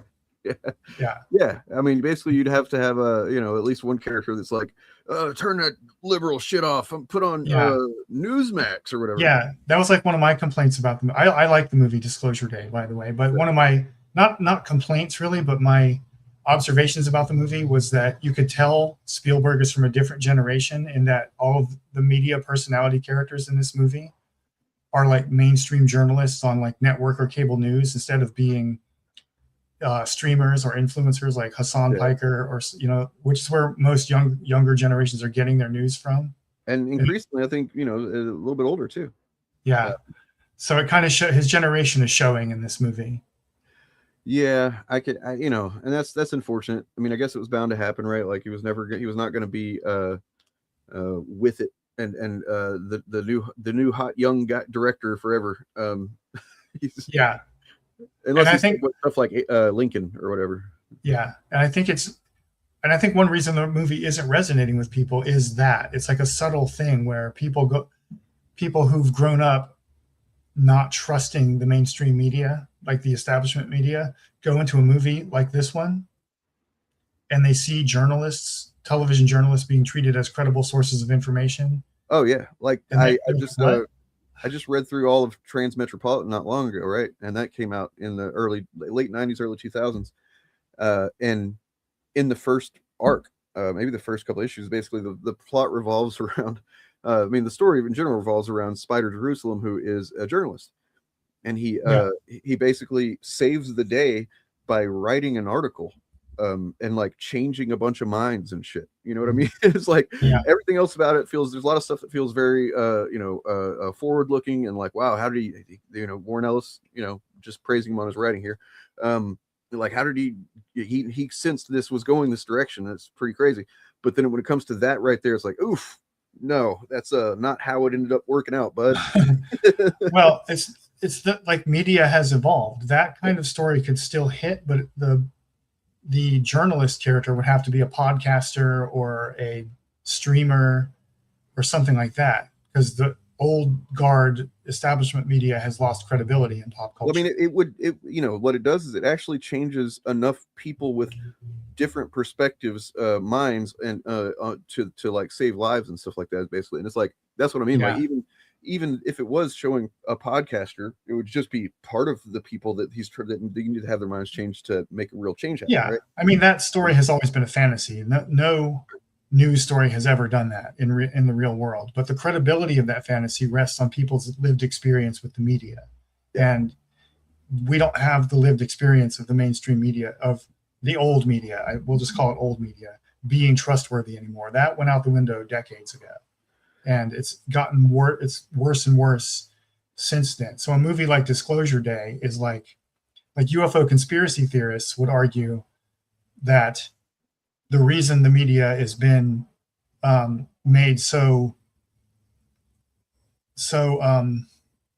unserious is because when the news finally drops, when real disclosure comes, no one will believe it anyway. And that's the point. And that perspective is missing from Spielberg's UFO conspiracy movie, where the journalists are... I'm assuming that the stuff is disclosed on the news and everybody's just like, oh my God, and they just accept it. Like, that's part of what happens in the movie. Yeah. So like Emily Blunt's character is a journalist, a television journalist.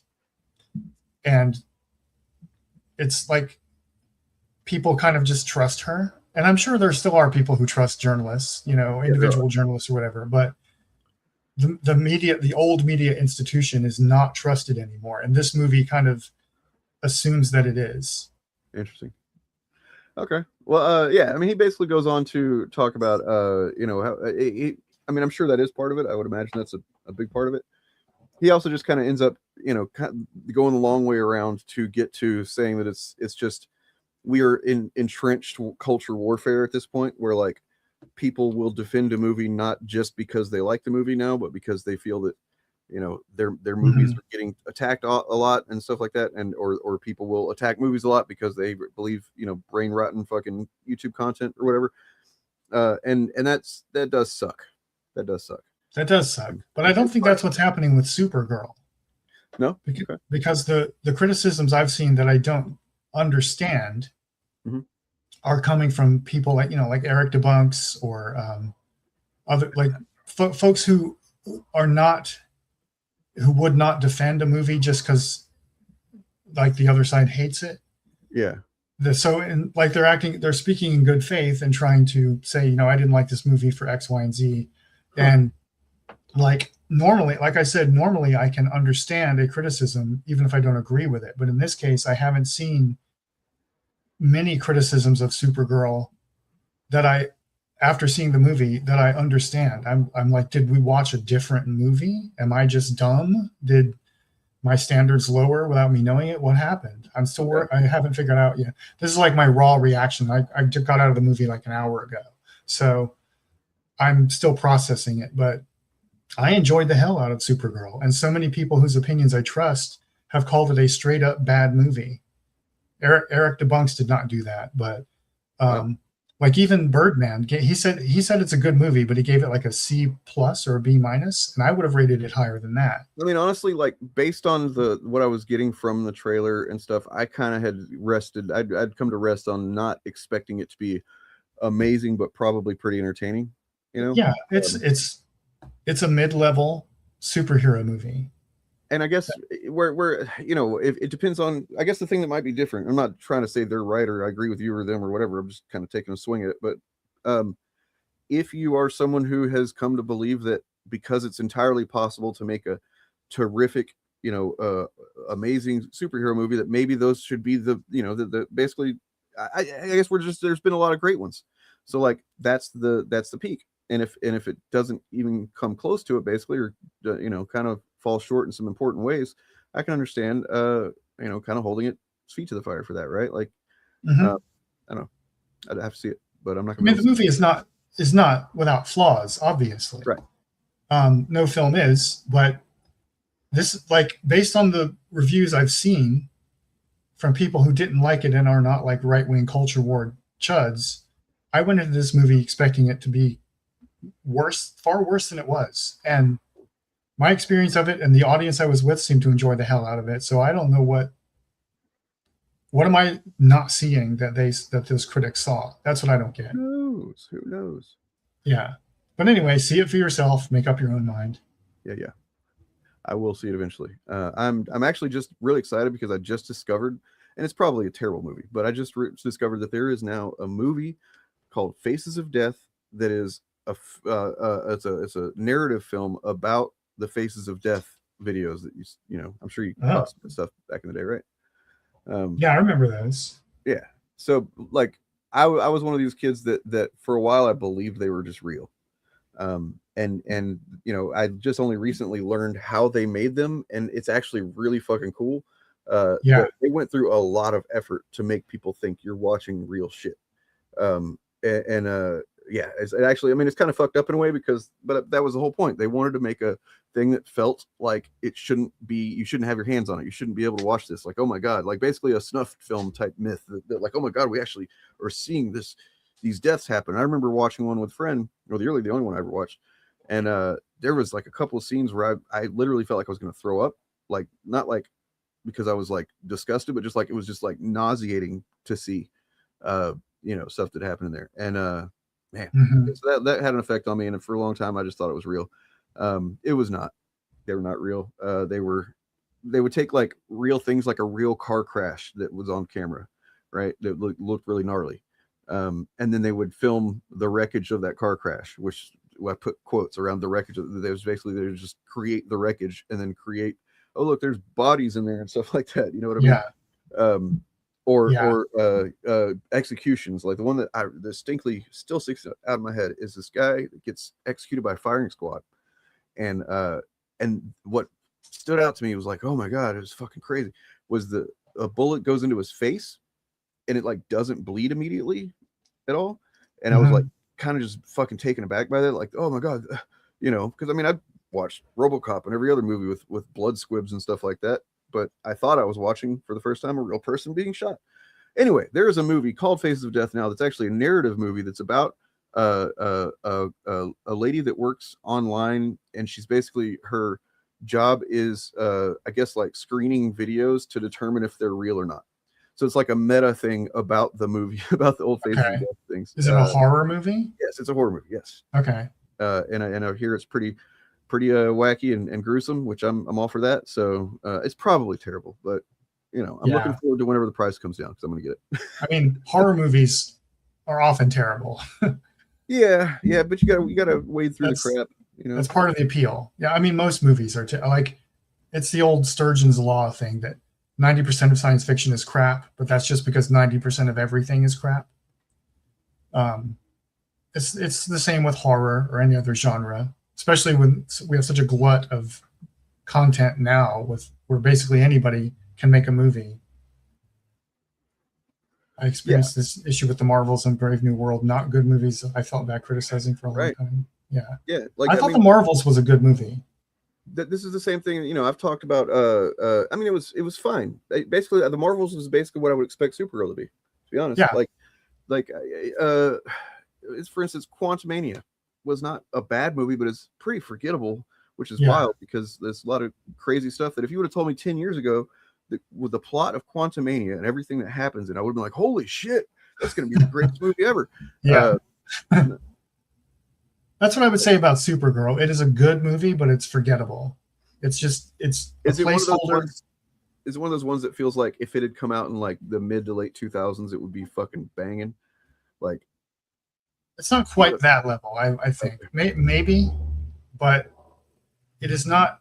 It's not a film that's going to shift the cultural discourse or anything like an Avengers film does, right? It's kind of like the Incredible Hulk or the Iron Man 2 of the MCU, right? Or the DCU, excuse me. It's in some ways it's a placeholder just so they have something to put out, but considering that that's what it is, it's far better than it should be. And Millie Alcock as Supergirl is great. All the actors are great. That's kind of the thing is I think, and for one thing, I think people are wanting to, if I was going to try and be in defense of Eric, even though I don't really know what he said about it at all, but I'm trying to kind of imagine what would maybe motivate him to be more critical, is that we're to a point where it almost feels like, I mean, it's not even controversial to say that it kind of seems like the superhero genre is going the way of the Western in slow motion, kind of. And so, like, yeah, for sure. I don't want that to happen. I don't want it to get back to, get to a point where it's like they're wiping Marvel and DC off of the labels of things like they did with the first Blade movie. I doubt it'll ever get that bad, but like the first Blade movie did not have Marvel anywhere in the marketing. But like, so yeah, I guess I just would want them to not make placeholders anymore, really. Like, fuck placeholders. Make, the best fucking possible goddamn thing you can. And I know it's a movie and that there's all kinds of working parts and you can't just bing, boom, bang, and make a movie that's perfect every time that, sometimes it just doesn't gel. Yeah. Well, apparently there were about 20 minutes of footage taken out of Supergirl, which feels like too much. You don't have to keep all of it, but the movie we got, I feel like 90 minutes, man. What? Is it like 90 minutes? The movie? It's 140 minutes. Oh, wow. Or no, excuse me. It's an hour and 20 minutes. I'm sorry. Okay, yeah. I was gonna say I heard it was like much closer to 90. So I think part of the reaction. Sorry. My bad. Fucking part of the reactions I'm seeing are that I think people are sensing there's that gap of connective tissue taken out of the film. Yeah. And not quite grasping it. Like, I'm not sitting here trying to say that Eric's review was wrong. Yeah, obviously not. It was his honest reaction to the film. But like the criticisms he made after seeing it, I'm like, I don't see what he saw. And I'm trying to figure out why. Yeah. Well, I don't know. We'll see what happens. I'm really curious to see what happens with like Doomsday when that comes out. I'm kind of I'm speculating now that I don't think it's gonna be unanimous. No, not at all. It's like you basically are the, especially when they first came out, you could not find, like, I know people like to talk shit on them now in hindsight. There's people that are like, oh, they're not good. When those movies came out, you basically didn't see any like overly like really hard. These people that like this doesn't work for me or whatever, but like not like this is a shit movie that you didn't see it, you know, unless it was Chud, but we don't take them seriously. Yeah. I think that this time, whenever this comes out, Doomsday, there's going to be some of that right out of the gate. Oh, for sure. Especially because, you know, they're hiding their power level with the movie. There's a lot they haven't told us about it. And I think there are probably some characters in the film who have much bigger roles than we think they do. Yes. Who have been held back, you know, like maybe some female characters. Yes. And there's going to be some surprises about what characters are not necessarily playing for the good guy team. I think. Yeah. And I can give you a couple of pitches of what I think some of those are. Doctor Strange, Spider-Man. They will be part of Doom's cult. That's my fucking thing, right? I'm saying that right now. Just put a pin in it. We'll come back to it. I think they're going to be part of this cult that is confirmed that Doom's going to have this like cult of people that they also wear kind of Doom armor or whatever. Yeah, I think it's going to be basically people. If you think about where they've been in their respective franchises most recently, they're in kind of an unstable, dark kind of place. And then so they'll basically the exact character at a certain point that would be vulnerable to, let's say, a guy who maybe reminds them of Tony Stark, and seems to have the best interests for everybody in mind, and is, you know, stuff like that. Yeah, I think that's the big balancing act Doomsday is going to have to do, where the audience is going to know from the beginning that Doctor Doom is a bad guy, but the characters in the movie won't necessarily know that. Yeah. And they're going to have to sell us on people like, assuming you're correct, Doctor Strange and Spider-Man falling for him. You know, I think it's going to be so I mean I think it would be more akin to basically how they did with Thanos in Infinity War, where it's like, oh shit, he's actually got kind of a good point here about why he's doing what he's doing. You know, when you think about the act of doing what he's doing, and given he's got a magic wish glove and he's choosing to kill half people, that's kind of fucking dumb choice. But still, you know, the reason for it makes sense, and I think that worked pretty well. Marcus and McFeely generally do a pretty good job on the scripts with that stuff. Actually, I can't think of a Marvel movie that they've done that they didn't do a pretty good job on. Yeah. I'd say probably the weakest one is Civil War, but it still isn't weak in general. It's a little bit harder to justify some of the things in that one, in my mind, than the other ones. But yeah. Yeah. I'm sorry. Hold on. Lucifer writing. What are you referring to here? Brave New World? Or no? Talking about Doomsday, I guess. Okay. Yeah. I don't know. Rewrites and recasts are normal for movies. People really need. I know that you're not saying this, but it's always like a big deal. Somebody makes a big deal out of it when films do reshoots or rewrites or recasting of stuff, and that is completely normal for almost every film. You're not super familiar with Lucifer, but I can tell you they know. Yeah. Like, I think what they're saying is about the if it's being talked about a lot, then that's, you know, sometimes an indicator that you know, I don't know, there might be something to look out for. But like, you know, the example I always go back to is Rogue One. Rogue One, basically the discourse was dominated by all the reshoots and how they're basically just redoing the whole movie, and they kind of did. Like, a lot of that movie was not anything like what it was set out to be, and it mostly works pretty damn well. Yeah, and that's my point. Like, it has always been the case since the beginning of filmmaking that the process is you do the rough cut of the film, you show it to test screen audiences who give you notes, then along with producers and stuff, then you go back and you rewrite things, you reshoot things, you do new edits, and then show them to more test screeners and so on. This is the normal filmmaking process. And the culture war stuff we got going on has catastrophized this. And so every time there's a report of some movie that they consider to be woke getting reshoots, they make a big deal out of it when it's actually just the normal thing.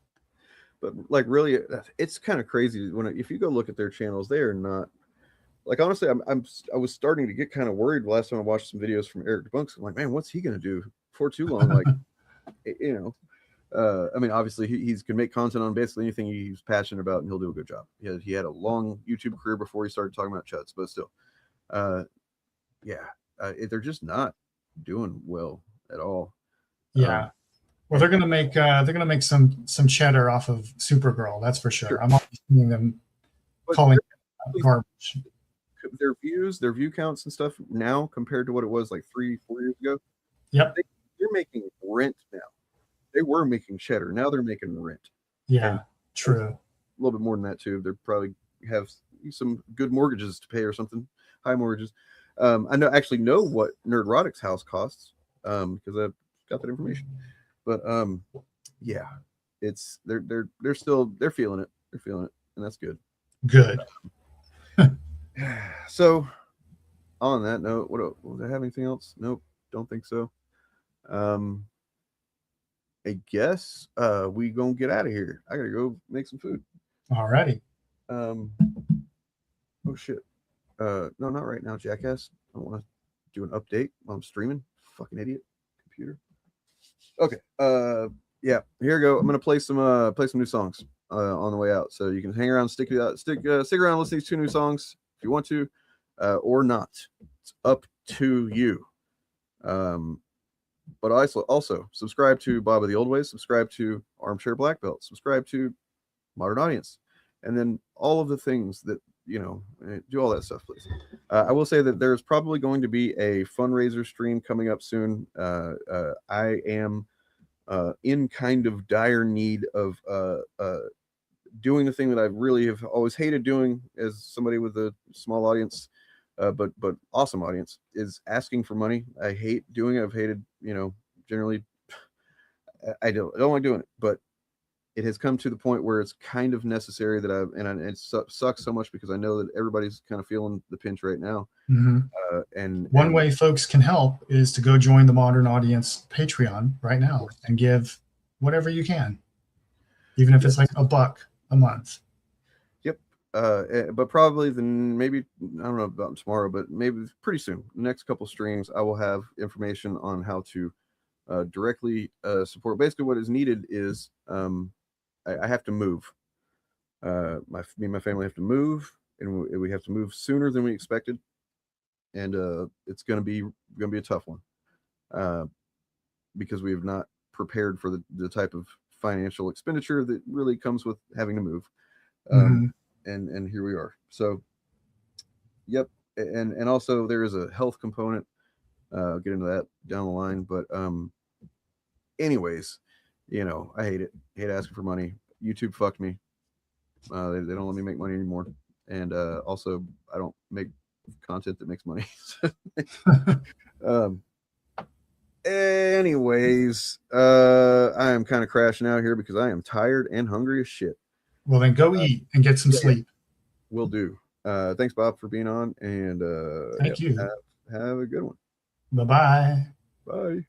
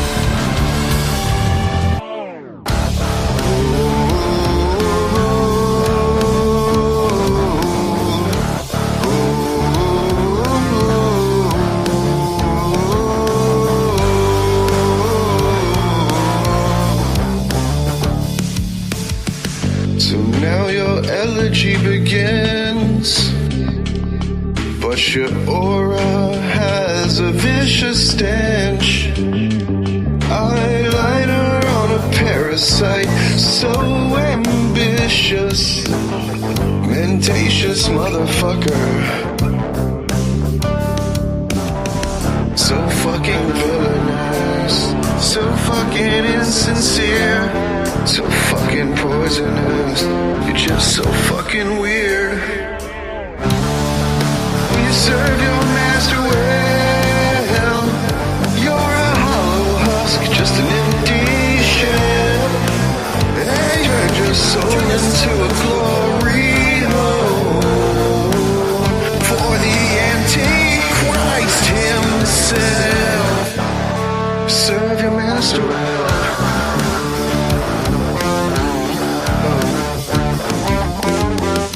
There's no benefit to pretense. Now that we see how your story ends, such a shame we all had to witness the perforation of your flesh as your consequence. So fucking villainous, so fucking insincere, so fucking poisonous, so fucking dead and gone from here. But you served your masters well, spewing hate until the moment you fell. Government man pulled the trigger. The truth is, you killed yourself. Serve your master well. You serve your masters well. You serve your masters well. You serve your masters well. No benefit to pretense.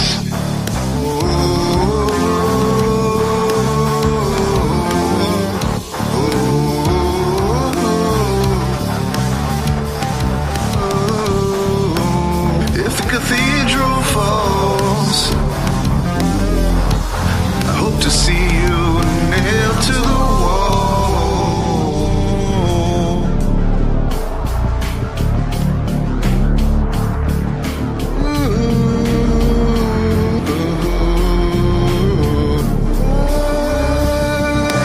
how adorable you think that nobody can tell. You're spreading cheeks for the devil himself. You serve your master well. You serve your master well.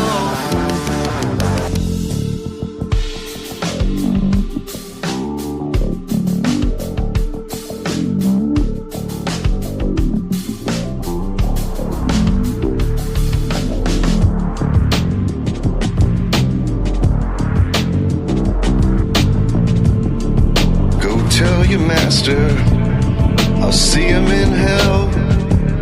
Then kill the bastard. Then just kill yourself.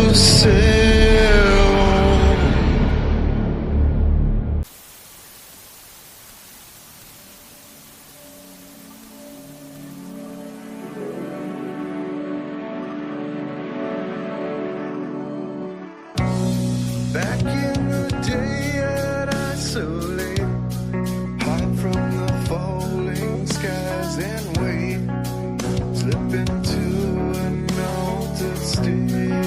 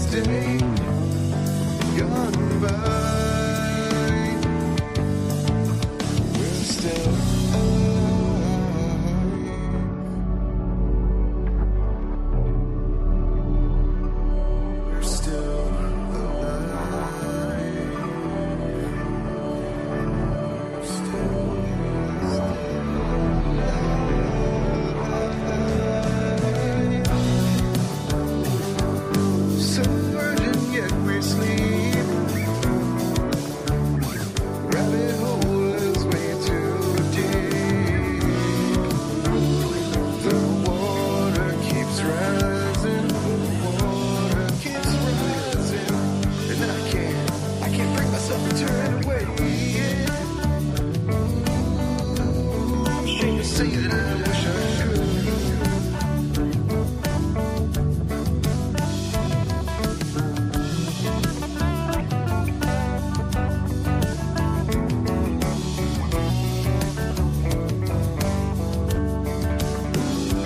I'm ashamed to say that I wish I could close my eyes and mind and heart for good. I'm ashamed to say that I wish I could close my eyes and mind and heart for good. What if the rebels and renegades were here the whole time? What if the heroes we've waited for were you and I? Oh, it's just another day ending in why? Just another doomsday gone by. We're still alive. We're still alive.